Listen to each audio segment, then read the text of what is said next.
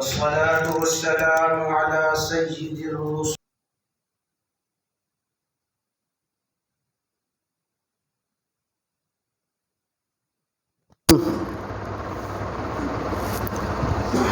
وفوق كل ذي علم عليم صدقت يا رب العالمين اللهم إنك قلت وقولك حق ومن أصدق من الله قيلا ومن أصدق من الله حديثا۔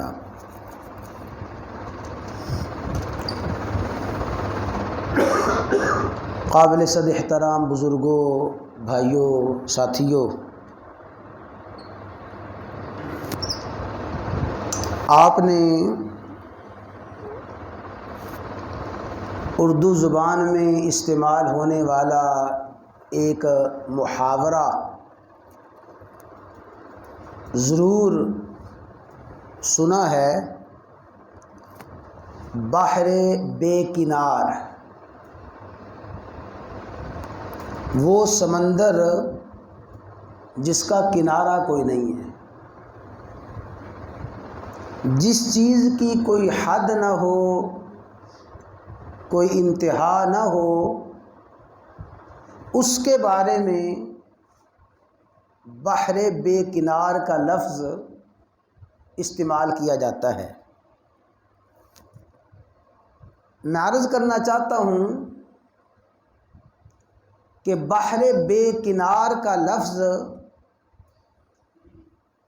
جن چیزوں پہ 100% سچا اور 100% حقیقت پر مبنی ہے، ان چیزوں میں ایک ہے علم کی دنیا۔ علم کی دنیا، سیکھنے سکھانے کی دنیا، تحریر کی اور کتابت کی دنیا، یہ علم کا جہان ایسا جہان ہے اور علم کا سمندر ایسا سمندر ہے جس کا کنارہ کوئی نہیں ہے۔ کوئی شخص بھی یہ دعویٰ نہیں کر سکتا کہ میں نے علم کی آخری منزل کو اور علم کی انتہا کو چھو لیا ہے۔ کائنات میں کوئی بھی یہ دعویٰ نہیں کر سکتا۔ اس لیے ہمارا ایمان ہے کہ اللہ کی پوری مخلوق میں سب سے زیادہ علم والی شخصیت، سب سے زیادہ علم والی ہستی، سب سے زیادہ صاحب علم ذات سیدنا و مولانا محمد الرسول اللہ صلی اللہ علیہ وسلم کی ذات ہے۔ رب کی مخلوق میں سب سے زیادہ علم محمد الرسول اللہ صلی اللہ علیہ وسلم کے پاس ہے، لیکن اس کے باوجود آپ کو کیا حکم ہے؟ اللہ تعالیٰ نے آپ کو کیا دعا سکھائی ہے؟ وَقُلْ رَبِّ زِدْنِي عِلْمًا۔ اے حبیب آپ بھی یہ دعا کیا کریں، آپ بھی میری بارگاہ میں یہ استدعا کیا کریں، رب زدنی علما، یا اللہ میرے علم کو اور بڑھا دے، میرے علم میں اضافہ فرما۔ یہ ہستی وہ ہستی ہیں جو اللہ کی مخلوق میں سب سے زیادہ علم والی ہستی ہیں، اس ہستی کو بھی یہ دعا سکھائی گئی اور یہ دعا مانگنے کا حکم دیا گیا۔ معلوم ہوا کہ اللہ کی مخلوق میں کوئی بھی ہستی ایسی نہیں ہے جس پہ علم کی انتہا ہو جائے۔ بہرحال یہ بات تو میں نے عرض نہیں کرنی، یہ تو تمہیدی بات ہے۔ علم کی جو وسیع دنیا ہے، علم کی وسیع دنیا میں جن صاحب علم لوگوں نے غوطہ زنی کی، اور اس علم کی دنیا سے ایسے ایسے ہیرے، ایسے ایسے جواہرات، موتی نکالے، ایک ایک موضوع پہ سینکڑوں نہیں، لاکھوں نہیں، کروڑوں صفحات لکھے گئے، لیکن ہر لکھنے والے نے کہا کہ میں نے اس موضوع پہ لکھنے کا حق ادا نہیں کیا۔ احادیث کا علم، تفسیر کا علم، سیرت کا علم، تاریخ کا علم، غرضے کے علم کی دنیا بڑی وسیع دنیا ہے۔ اسی علم کی وسیع دنیا میں، اب میں بات شروع کرنے لگا ہوں، اسی علم کی وسیع دنیا میں اور اسی علم کے بحر بے کنار میں ایک موتی اور ایک انتہائی قیمتی ہیرا وہ ہے جو صاحب علم لوگوں نے سفر حرمین کو لکھ کے انسانیت کے سامنے پیش کیا۔ حرمین شریفین کا سفر جنہوں نے کیا اور جو حرمین شریفین کے سفر سے مشرف ہوئے، انہوں نے پھر اپنا اپنا سفر نامہ لکھا، اپنے اپنے حالات لکھے۔ یہ سفر حرمین یہ بھی علم کی ایک وسیع دنیا ہے۔ اور میں عرض کرتا ہوں کہ سفر حرمین کا سلسلہ اگر دیکھا جائے تو سفر حرمین سب سے پہلے اللہ تعالیٰ نے اپنی کتاب مقدس میں کلام اللہ میں بیان فرمایا ہے۔ بے شمار مقام پہ اللہ تعالیٰ نے حرمین شریفین کے سفر کا ذکر فرمایا، آنا جانا اور اس کے آداب، اس کے احکامات بیان فرمائے۔ تو سفر حرمین کو بیان کرنے کا آغاز اور ابتدا اللہ تعالیٰ نے اپنی کلام سے فرمائی، اور رسول اللہ صلی اللہ علیہ وسلم کا سفر حجۃ الوداع، آپ کی حیات طیبہ کا جو آخری حج ہے جسے حجۃ الوداع کہا جاتا ہے، وہ حجۃ الوداع بڑی تفصیل کے ساتھ احادیث کی کتابوں میں آیا ہے۔ رسول اللہ صلی اللہ علیہ وسلم نے کیسے حج فرمایا، آپ کب مدینہ منورہ سے روانہ ہوئے، آپ نے کہاں پہ قیام فرمایا اور وہاں پہ آپ نے کیا عمل فرمایا، پھر آپ چلے، آپ نے کس مقام پہ قیام فرمایا، چلتے چلتے آپ سفر طے کرتے کرتے مکہ مکرمہ پہنچے۔ مکہ مکرمہ میں داخل ہونے سے پہلے آپ نے رات کہاں پہ گزاری، پھر جب آپ مکہ مکرمہ میں داخل ہوئے آپ نے سب سے پہلے کیا عمل کیا، آپ نے کیسے طواف کیا، طواف کے دوران کیا کیا آپ نے کیا، یہ طواف سے فارغ ہوئے پھر آپ نے صفا مروہ کی سعی کیسے کی، یہ پورا رسول اللہ صلی اللہ علیہ وسلم کا سفر نامہ حج احادیث کی کتابوں میں تفصیل کے ساتھ ذکر ہے، تفصیل کے ساتھ بیان کیا گیا ہے۔ اور اسی طرح صحابہ کرام رضوان اللہ تعالی علیہم اجمعین نے اپنے اپنے سفر نامے بیان فرمائے، اور بعد میں آنے والے صاحب علم لوگوں نے اپنے اپنے سفر نامے لکھے۔ تو علم کی دنیا کی جو بڑی دلچسپ چیز ہے، انتہائی ایمان افروز چیز ہے، ایک مسلمان کے دل میں جو جذبہ اور جو کرنٹ اور جو حرکت پیدا کرنے والی چیز ہے، وہ سفر حرمین کے وہ سفر نامے ہیں جو ان لوگوں نے لکھے ہیں۔ اللہ تعالیٰ نے بحمد اللہ تعالیٰ موقع عطا فرمایا، بہت سے اہل علم کے سفر نامے پڑھے، بہت سے اہل علم کے سفر نامے پڑھے۔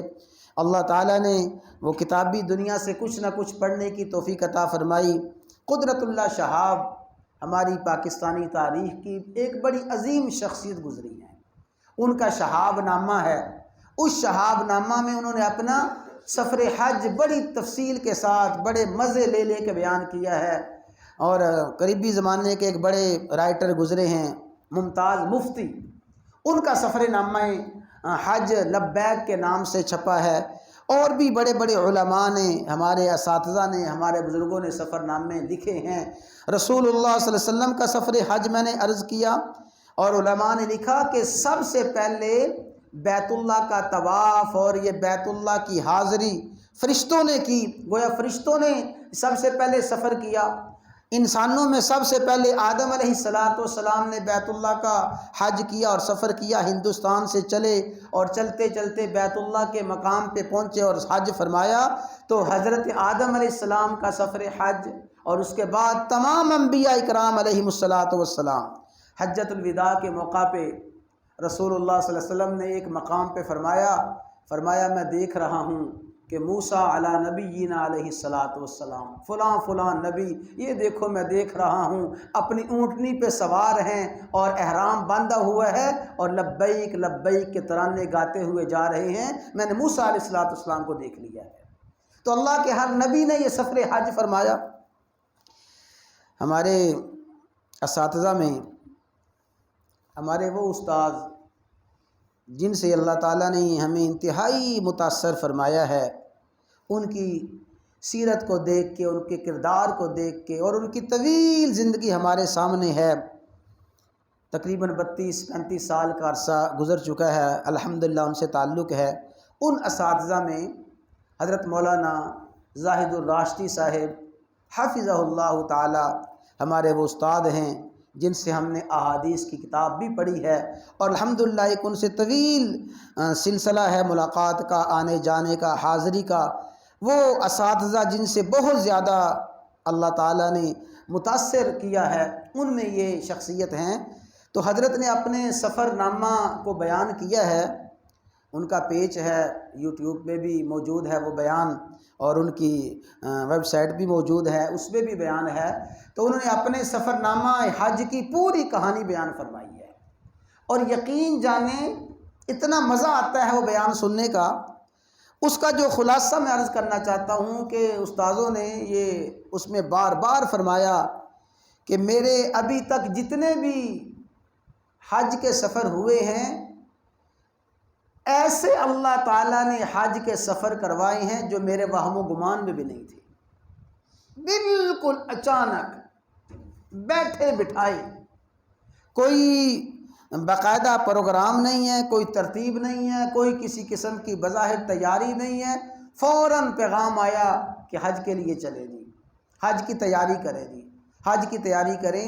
فرمایا کہ پھر انہوں نے اپنی وہ ساری روداد بیان فرمائی ہے کہ فلاں سن میں نے سفر کیا، 2 دن پہلے مجھے پیغام آیا کہ آپ نے سفر پہ جانا ہے، 2-4 دن پہلے تیاری ہو گئی، کوئی تیاری نہیں ہے۔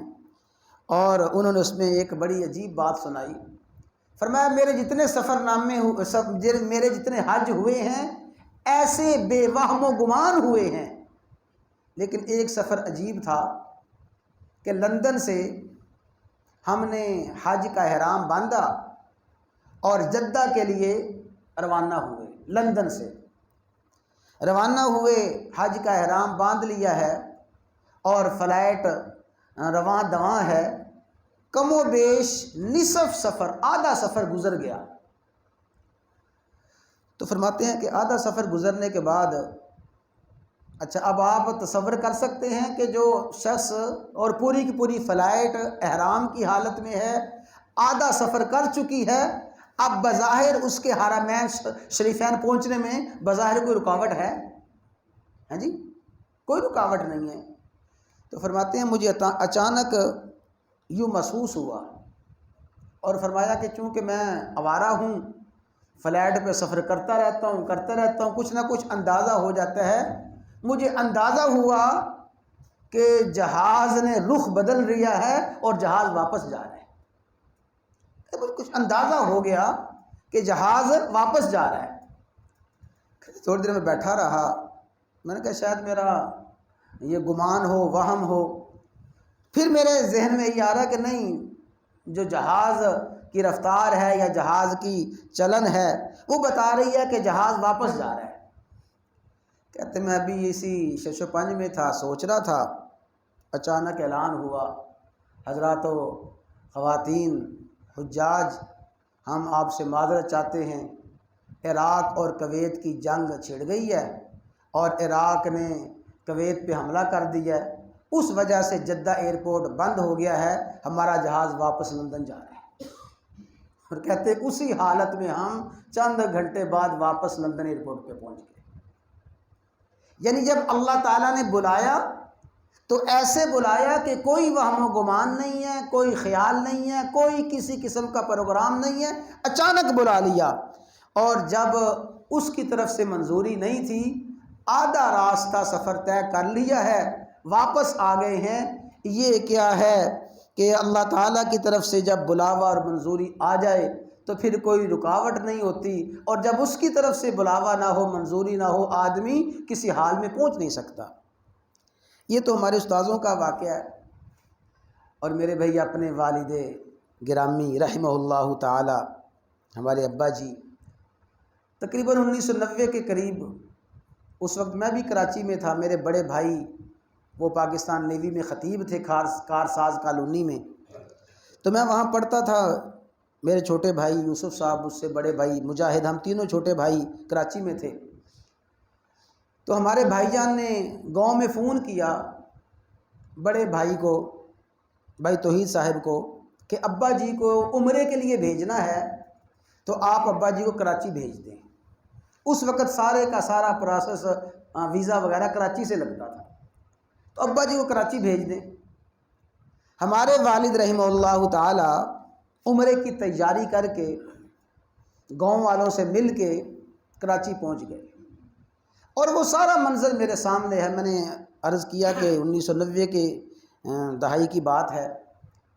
تو ابا جی کراچی پہنچ گئے، جا کے پروسیس شروع ہوا، ویزا لگ گیا عمرے کا۔ اس کے بعد مرحلہ تھا انتہائی مشکل مرحلہ، سیٹ ملنے کا۔ ظاہر ہے کہ اس وقت بھی رش ہوتا تھا، تو بھائی جان نے کوشش کرنا شروع کی کہ سیٹ مل جائے، کوشش کر رہی ہیں، لیکن رش کی وجہ سے کوئی سیٹ نہیں مل رہی۔ بڑی تگ و دو کی، اور یقین جانیں کہ اس وقت والد رحمہ اللہ تعالیٰ کی حالت ایسی تھی جیسے چھوٹا بچہ، معصوم بچہ چیختا ہے، چلاتا ہے، واویلا کرتا ہے۔ ابا جی اپنی دعاؤں میں ایسے چیختے چلاتے، ایسے واویلا کرتے تھے۔ ہمیں بڑا ترس آتا، بھائی جان بڑی تسلیاں دیتے۔ تو میں آپ سے عرض کرتا ہوں کہ جو آخری فلائٹ تھی نا، اس سے بھی جواب ہو گیا کہ آخری فلائٹ میں کوئی سیٹ نہیں ہے، اور بالکل نا امیدی اور مایوسی چھا گئی۔ اور صبر سے ابا جی کو بھی تلقین کر رہی ہیں، خود بھی صبر کی حالت میں ہیں، چونکہ آخری فلائٹ کا مطلب ہے کہ اب عمرے کی فلائٹیں بند، اب حج کا سفر شروع ہو جائے گا۔ تو آخری فلائٹ سے بھی جواب ہو گیا۔ تقریباً صبح کوئی 6-7 بجے کی فلائٹ تھی، رات 10-11 بجے ساتھ ہی چیک پوسٹ تھی نیوی والوں کی، وہاں سے ملازم آیا اور اس نے آ کے دروازہ کھٹکایا۔ میں بیٹھک میں تھا، ابا جی بھی تھے، بھائی جان اندر کمرے میں تھے۔ تو دروازہ جب کھٹکھٹایا تو بھائی جان بھی آواز سن کے آ گئے۔ میں نے دروازہ کھولا تو اس ملازم نے سب سے پہلے کہا کہ خطیب صاحب بزرگوں کو جلدی جلدی ایئرپورٹ پہنچا دیں، اللہ نے ان کو بلا لیا ہے، ان کو ایئرپورٹ پہنچا دیں، اللہ نے ان کو بلا لیا ہے۔ تو بھائی جان بھی رو پڑے، ابا جی بھی رو پڑے۔ چلو بہرحال چلے گئے۔ ہوا کیا، اللہ تعالیٰ نے سبب کیا پیدا فرمایا۔ ہمارے بڑے بھائی، وہ جو بھائی جان ہیں، وہ چونکہ اس وقت میں نے بتایا کہ خطیب تھے نیوی میں، ان کے جو اس وقت افسر تھے، بڑے کرنل تھے، غالباً نواز صاحب ان کا نام تھا۔ تو نواز صاحب کے ایک بھائی رینجر میں کرنل تھے، یہ نیوی میں ہیں اور دوسرے بھائی رینجر میں ہیں۔ تو 2-4 دن پہلے دونوں بھائی اتفاقی ملے، بات چیت ہوئی، گفتگو ہوئی۔ تو یہ جو نیوی والے تھے نا، یہ کہنے لگے یار ہمارے خطیب صاحب کے والد صاحب عمرے کے لیے جانا چاہتے ہیں، سیٹ کوئی نہیں مل رہی، بڑی کوشش کی ہے، کوئی سیٹ نہیں مل رہی۔ انہوں نے عام گفتگو میں جیسے بات چیت ہوتی ہے، معمول کے مطابق بات کر دی، معمول کے مطابق بات کی۔ دونوں بھائی اٹھ گئے، اپنے اپنے گھروں میں چلے گئے۔ تو جس دن آخری فلائٹ تھی نا، وہاں ایک علاقہ ہے ماڈل کالونی، ایئرپورٹ کے قریب ہی ہے، model colony, Malir city, Malir halt, یہ علاقے سارے کے سارے ایئرپورٹ کے قریب ہیں۔ تو وہاں ہنگامے شروع ہو گئے، یہ پنجابی پختون ان کا اتحاد تھا، ان کا مقابلہ تھا MQM سے۔ بڑی قتل و غارت گری اس علاقے میں ہوتی تھی۔ تو وہاں ہنگامے جو شروع ہوئے، کئی آدمی قتل ہو گئے، تو فوری طور پہ کرفیو لگا دیا گیا۔ کرفیو لگایا گیا اور رینجر نے گشت شروع کر دیا۔ رینجر گشت کر رہے ہیں، کرفیو لگا ہوا ہے، اعلان ہو رہے ہیں کہ اپنے گھر سے نہ نکلے۔ تو یہ جو نیوی کے افسر تھے، ان کے جو بھائی کرنل تھے رینجر میں، ان کی وہ سارے کے سارے علاقے میں کمان تھی، ان کی کمان میں گشت ہو رہا تھا۔ تو کہتے ہیں کہ تقریباً شام 4 بجے وائرلیس پہ ملازمین نے رابطہ کیا کہ سر کچھ PIA کے ملازم کرفیو کی خلاف ورزی کرتے ہوئے پکڑے گئے ہیں۔ اللہ اکبر۔ اب دیکھیں اللہ تعالیٰ راستے کیسے بناتا ہے۔ کچھ PIA کے ملازم کرفیو کی خلاف ورزی کرتے پکڑے گئے ہیں، تو سر ان کے پاس ملازمت کے کارڈ تو ہیں، ملازم ہیں، ان کا کیا کرنا ہے؟ تو وہ کہتی ہیں جب مجھے نے یہ سنا نا کہ PIA کے ملازم، وہ فوری میرا دماغ گھوم گیا کہ میرے بھائی کہہ رہے تھے کہ ہمارے خطیب صاحب کے والد صاحب کو سیٹ نہیں مل رہی۔ میں نے کہا ان کو فوراً ریسٹ کرو، ان کو ریسٹ کر دو۔ انہوں نے ریسٹ کر دیا۔ تو تھوڑی دیر کے بعد PIA کے بڑے افسر کا فون آیا، سر میرے ملازم ڈیوٹی دے کے جا رہے تھے، آپ نے ان کو ریسٹ کر لیا ہے، وہ تو ملازم ہیں۔ تو کہتے میں نے کہا کہ ان کے پاس کرفیو پاس تھے؟ کرفیو پاس تو نہیں تھے، تو اس لیے ہم نے ان کو قانوناً پکڑا ہے۔ تو سر مہربانی کریں میرے ملازم ان کو چھوڑ دیں۔ وہ ایسے بات چیت کرتے رہے۔ تو پھر کہتے ہیں کرنل صاحب کہتے ہیں میں نے صاف بات کی، میں نے کہا یار بات یہ ہے، اللہ تعالیٰ مجھ سے کوئی ایسی نیکی کروانا چاہتا ہے، میں نہیں جانتا میں کس کے لیے کر رہا ہوں، نہ میں نے ان کو دیکھا ہے، نہ ان کے کسی بیٹے کو دیکھا ہے، لیکن اللہ تعالیٰ نے یہ نیکی کروانی ہے اور آپ کو مجھے ذریعہ بنانا ہے، تو میں نے ملازمین کو چھوڑنا ہی چھوڑنا ہے۔ مہربانی کرو جو آج فلیٹ جا رہی ہے نا، اس فلیٹ میں ہمارے ایک حاجی صاحب کو ساتھ لے جاؤ۔ تو چونکہ یہ کرنل کے ظاہر ہے کہ یہ رینجر کے کرنل تھے، بڑے پاور تھی ان کی اس افسر کے مقابلہ میں۔ تو افسر نے کہا سر بڑی کیوں نہیں، ہم آپ کا حاجی لے کے جائیں گے، آپ فوری بھیجیں۔ تو انہوں نے اپنے بھائی کو فون کیا نیوی والوں کو کہ خطیب صاحب کو، والد صاحب کو وہاں پہنچا دو۔ اس طرح ہمارے ابا جی بالکل آخری فلیٹ میں گئے، اور پھر اللہ تعالیٰ نے کو اتنا موقع دیا کہ شوال کا مہینہ گزرا، ذی القعدہ، ذی الحج، محرم، 4-5 مہینے جو گھر سے نکلے تھے عمرے کے ارادے سے، کیسی کیسی رکاوٹیں آئیں، اور جب اللہ نے بلایا پھر عمرہ بھی کیا اور پورا حج مکمل کر کے بالکل محرم کے آغاز میں واپس کراچی پہنچ گئے۔ اس طرح اللہ تعالیٰ نے جب بلانا ہے تو ایسے اللہ تعالیٰ اسباب پیدا فرما دیتے ہیں۔ میرے بھائیوں میں اس حوالے سے 1-2 بات عرض کر کے انشاءاللہ دعا کرتے ہیں کہ بہت سے لوگ شعراء اور مصنفین اپنی اپنی تحریروں میں سفر حج کے بارے میں، بیت اللہ کے بارے میں اپنے اپنے خیالات کا اظہار کرتے ہیں، لیکن کئی مرتبہ ایسا ہوتا ہے کہ علم کی کمی ہوتی ہے تو اپنے خیالات کا اظہار وہ اپنے علم کے مطابق کر جاتے ہیں۔ ہمارے ہاں ایک بڑا مشہور شعر ہے کہ مرزا غالب نے کہا تھا، کعبے کس منہ سے جاؤ گے غالب، کعبے کس منہ سے جاؤ گے غالب، شرم مگر تم کو نہیں آتی، کعبے کس منہ سے جاؤ گے غالب، شرم مگر تم کو نہیں آتی، لیکن صاحب دل علماء نے، صاحب دل اہل علم نے فرمایا نہیں غالب صاحب آپ کا یہ کلام درست نہیں ہے، آپ یہ جو کچھ فرما رہی ہیں یہ آپ کے اپنے خیالات ہیں لیکن درست نہیں ہیں، اس لیے کہ مومن کے لیے تو اس مقام پہ حاضری کے علاوہ اور کوئی چارہ کار ہی نہیں ہے۔ جو اس مقام پہ نہیں جائے گا اس کے لیے اس کے علاوہ چارہ کار نہیں ہے، وہاں پہ حاضری نہ ہو۔ اس کے جواب میں ہمارے کراچی کے ایک بہت بڑے عالم حکیم گزرے ہیں، حکیم اختر رحمہ اللہ تعالی، بڑے اللہ والے تھے، صاحب علم تھے، تو وہ غالب کا یہ شعر پڑھتے تھے کہ غالب کہتے تھے، کعبے کس منہ سے جاؤ گے غالب، شرم مگر تم کو نہیں آتی، کہتے تھے غالب صاحب کعبے اسی منہ سے جاؤں گا، کعبے اسی منہ سے جاؤں گا، شرم کو اپنی خاک میں ملاؤں گا، کعبے اسی منہ سے جاؤں گا، شرم کو اپنی خاک میں ملاؤں گا، رو رو کے ان کو مناؤں گا، ایسے اپنی بگڑی بناؤں گا۔ کعبے اسی منہ سے جاؤں گا، شرم کو اپنی خاک میں ملاؤں گا، رو رو کے ان کو مناؤں گا، رو رو کے ان کو مناؤں گا، ایسی اپنی بگڑی بناؤں گا۔ یہ جو بگڑ گئی ہے، یہ جو ہلاکت اور تباہی اور بربادی کے سمندر میں اور دہکتے ہوئے شعلوں اور آگ میں گر گئے ہیں، اس سے بچنے کا، اس سے نکلنے کا اس کے علاوہ کوئی چارہ کار ہی نہیں ہے۔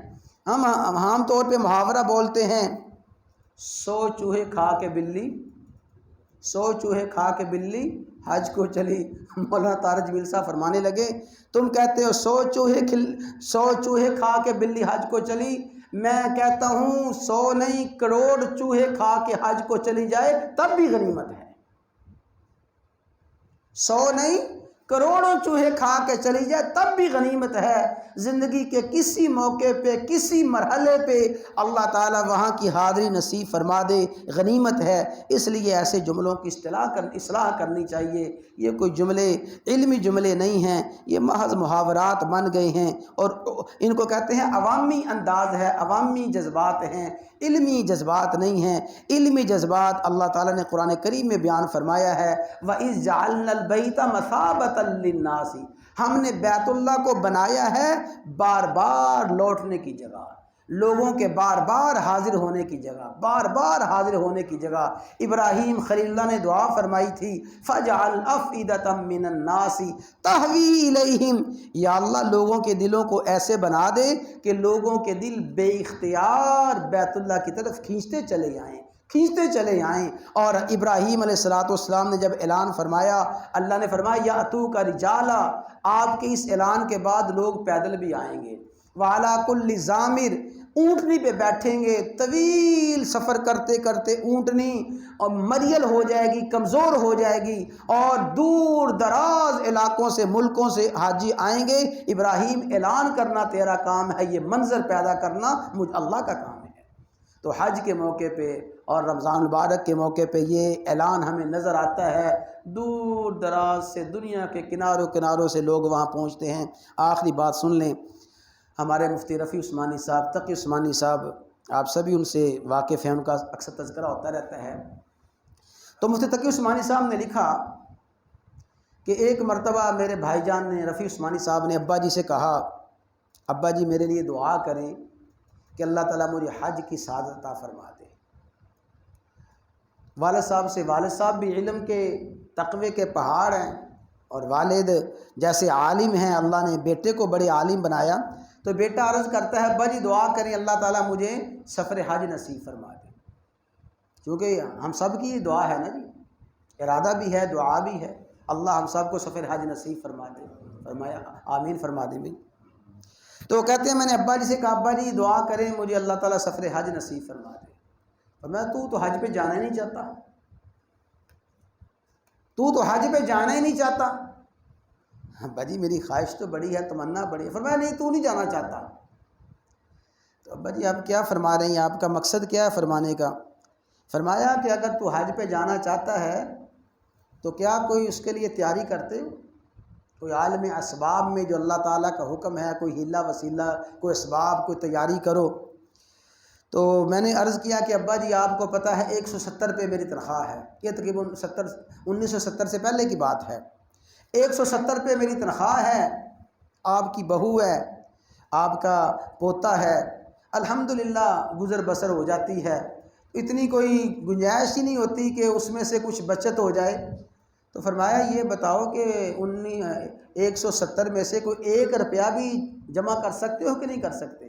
کوئی 1-2 روپیہ ہر مہینے جمع کر سکتے ہو؟ جی چلو ہو سکتا ہے۔ فرمایا تو نے 1-2 روپیہ بھی جمع نہیں کرنا شروع کیا تو حج کہاں کرنا چاہتا ہے؟ تیرا تو حج کا کوئی ارادہ ہی نہیں ہے، حج کی تیاری نہیں ہے۔ تو بھئی اگر اللہ تعالیٰ ہمیں نصیب فرمائیں یہ ذوق اور شوق اور یہ جذبات، تو اس کے لیے عالم اسباب میں تیاری ہے۔ میں ممبر یعنی مصلی رسول پہ بیٹھا ہوں، عرض کرتا ہوں کہ ہم نے جب یہ کمیٹی شروع کی، عمرہ کمیٹی، تو اس عمرہ کمیٹی کا یہی مقصد تھا، یہی غرض تھی کہ ساتھی اس میں آسانی کے ساتھ شامل ہوتے جائیں اور جاتے جائیں۔ بحمد اللہ تعالیٰ 20 ساتھیوں نے اس عمرہ کمیٹی کے ذریعے عمرہ کیا، اور اللہ تعالیٰ نے ہمیں بھی اسی بہانے بار بار یہ موقع عطا فرمایا۔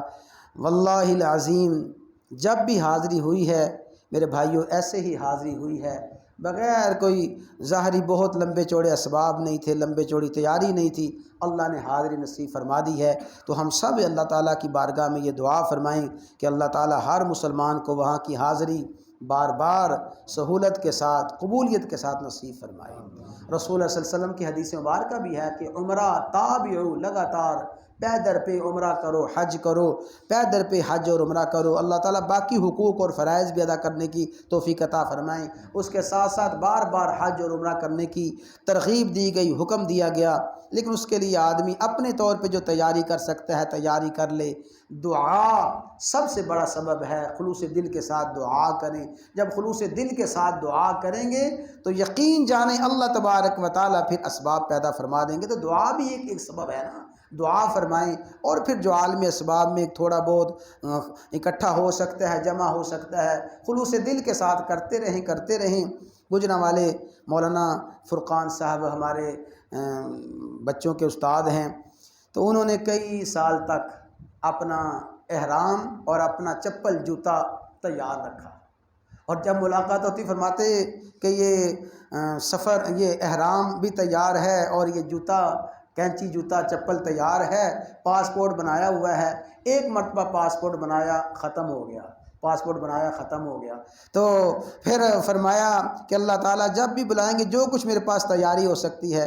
ہم نے سب سے پہلی کمیٹی ڈالی تو اس وقت 2000 روپیہ کمیٹی تھی، مولانا اس میں شامل ہو گئے، اس میں شامل ہوئے، اللہ تعالیٰ نے ان کو عمرے کی سعادت عطا فرما دی۔ ابھی ہمارے ساتھ حافظ شاہ صاحب بھی الحمدللہ جا رہے ہیں۔ حافظ شاہ صاحب کی اہلیہ نے پاسپورٹ بنایا اور ان کے پاسپورٹ ختم ہونے میں صرف 2 ماہ باقی رہ گئے تھے۔ 2 ماہ کے بعد پاسپورٹ اب ختم ہو جانا تھا۔ جس دن پاسپورٹ میرے پاس آیا تو میں نے کہا حافظ صاحب کی تیاری کیسے ہوئی، ان سے پوچھ لیں کیسے تیاری ہوئی ہے۔ کوئی وہم و گمان نہیں ہے، کوئی کسی قسم کا ارادہ، یعنی ارادہ تو تھا، بظاہر کوئی اسباب نہیں تھے۔ میرے پاس آئے، کہنے لگے جی فلاں میرے بھائی ہیں حافظ قاسم صاحب عمرے پہ جانا چاہتے ہیں، تو کہہ رہے تھے کہ میں بھی حضرت صاحب کے ساتھ جانا چاہتا ہوں، تو آپ ان کو اپنے ساتھ شامل کر لیں۔ تو میں نے کہا یار قاسم صاحب کو آپ تیار کر دو، خود کیوں نہیں تیار ہوتے؟ بس اللہ نے پھر ایسے تیار کیا کہ اسی دن ہی خود بھی تیار ہوئی اور اپنی فیملی میں سے 4 افراد کو اپنے ساتھ تیار کر لیا۔ الحمدللہ جا رہی ہیں، والدہ ان کے ساتھ ہیں، اہلیہ ساتھ ہیں، ان کے ایک بھابھی ہیں، بھانجی ہیں، ساتھ ہیں۔ اللہ تعالیٰ ہر مسلمان کو یہ سعادت بار بار سہولت کے ساتھ اور قبولیت کے ساتھ نصیب فرمائے۔ اللہ تعالیٰ ہمیں وہاں کی حاضری ایسی نصیب فرمائے کہ وہ حاضری ہماری زندگیوں کے بدلنے کا ذریعہ بنے، اور اللہ تعالیٰ قبولیت سے مالا مال فرمائے۔